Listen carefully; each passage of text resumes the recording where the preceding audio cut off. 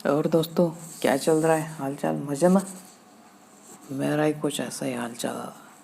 खैर, अब जो हुआ सो हुआ। मैं नींद में था और मुझे एक सपना गिरा। एक था टोटो और एक थी टोटी। इन दोनों की हो गई शादी। और फिर क्या, इनको हो गया एक छोटा सा बच्चा। खैर, अब बच्चे कैसे होते हैं ये तो सभी को पता है, लेकिन ये बच्चे बड़े कैसे होते हैं, कभी इन पर भी ध्यान दिया क्या?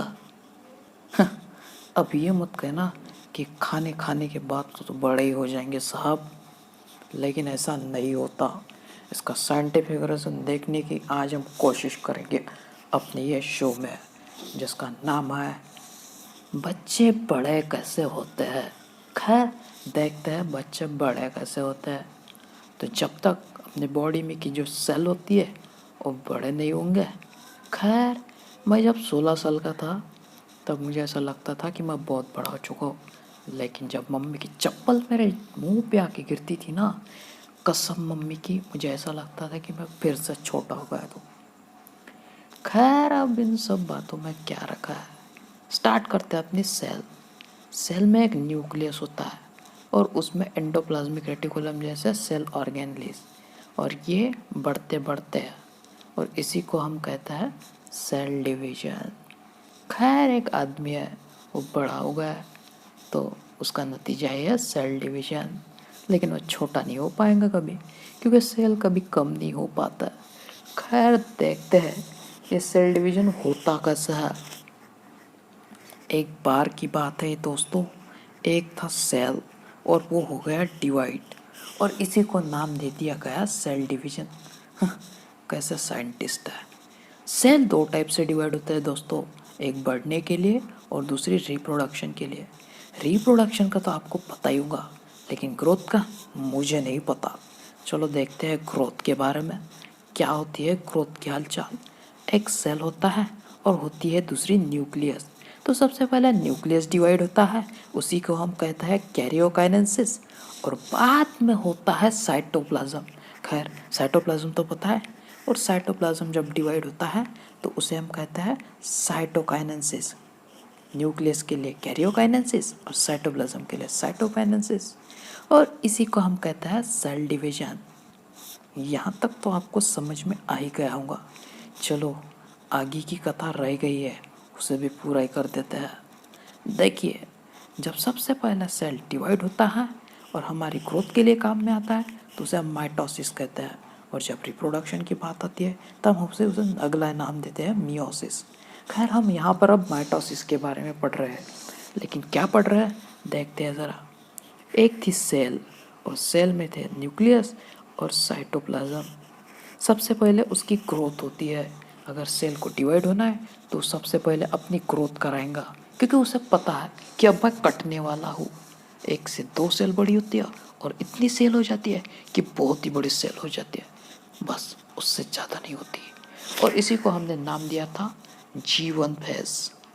और इसे किसी लड़के का नाम नहीं है। बाद में आता है सिंथेसिस फेज। मैंने आपको बताया था न्यूक्लियस भी अपने आप को बड़ा करता है, और जब बड़ा करेगा तब उसमें डीएनए भी बढ़ेगा और हिस्टोन भी बढ़ेगा। खैर, ये हिस्ट्री की बात नहीं चल रही, हिस्टोन की बात चल रही है। देखते हैं आगे क्या होता है। बाद में आता है G2 फेज, जिसमें बचा हुआ आरएनए और प्रोटीन भी बढ़ने लगता है। मतलब ग्रोथ वन, सिंथेसिस और G2 फेज यह है। और बाद में होगा न्यूक्लियस का डिवीजन, और बाद में होगा साइटोप्लाज्म का डिवीजन। अब इन दोनों के डिवीजन को तो आपको पता ही है किसको क्या बोलते हैं। न्यूक्लियस को बोलते हैं कैरियोकाइनेसिस और साइटोप्लाज्म को बोलते हैं साइटोप्लाज्मिस। खैर, अब ये सेल जब डिवाइड होंगी तब होंगी, उसमें बहुत सारे प्रोसेसेस होता है, और ये सब होता है सिंथेसिस प्रोसेस में। खैर, अब देखते हैं सिंथेसिस प्रोसेस में क्या क्या बातें होती है। चलो देख ही लेते हैं आखिरकार क्या क्या होता है सिंथेसिस फेज में। तब तक कि मैं यह मिटा लूँ। खैर, सिंथेसिस फेज में एक सेल होती है और उसमें होता है एक न्यूक्लियस। न्यूक्लियस में जो कुछ भी होता है उसे कहते हैं सिंथेसिस फेज। उसमें ये जो क्रोमोसोम होते हैं वो अपने आप में बढ़ने लगते हैं दोस्तों, और इसी को हम कहते हैं प्रोफेज, क्योंकि ये अगली फेज होती है, सबसे पहली वाली फेज। और बाद में इसमें क्रोमोसोम दिखने लग जाता है और बाद में वो क्रोमोसोम अपने आप को एक गहरा रंग देने लगते हैं, इस तरह से कुछ। और चूंकि अब ये बीच में आ चुके हैं तो हम इसको नाम दे देंगे मेटाफेज, क्योंकि इक्वेटोरियल पार्ट पर आ चुकी होती है तो इसका नाम हो गया मेटाफेज। बाद में एक और फेस आएंगी दोस्तों। देखिए अब यहाँ पर स्पिंडल फॉर्म होंगे। स्पिंडल इसलिए क्योंकि ये सेल के जो आर्म है वो खींचेगा कोई ना कोई, जैसे कि ये थ्रेड अपने आर्म को लग चुके हैं। और बाद में ये सेल के जो न्यूक्लियस है उसमें आर्म पोल्स की तरह पुल होने चालू हो जाएंगे, जैसे कि आपको डायग्राम में दिख ही रहा होगा। खैर अब ये जो आर्म है वो पोल्स पर खींचना चालू हो जाता है और जब खींचना चालू हो जाता है भाई साहब तो हम उसे नाम देते हैं एनाफेज, क्योंकि वो आंध रहे होता है। ये समझ में तो आ ही रहा होगा आपसे। और फिर बाद में न्यूक्लियस फट जाता है, सॉरी कट हो जाता है और ये 2 डॉटर सेल तैयार करता है और इसी को हम बोलते हैं टीलोफेज। बाद में जैसे ही न्यूक्लियस डिवाइड हो जाता है हम साइटोप्लाज्म को डिवाइड कर देंगे और इसी तरह कैरियोकाइनेसिस भी हो जाएगा और साइटोकाइनेसिस भी हो जाएगा दोस्तों। तो कितनी मज़े की बात है, 1 से 2 सेल होने में कितनी सारी झंझटें हुए और जब रिप्रोडक्शन होगा ना कसम से इतनी झंझटें होंगी कि आपको याद रखने में परेशानी हो जाएंगी कि सेल सांस कहाँ से लेती है और डिवाइड कैसे होती है।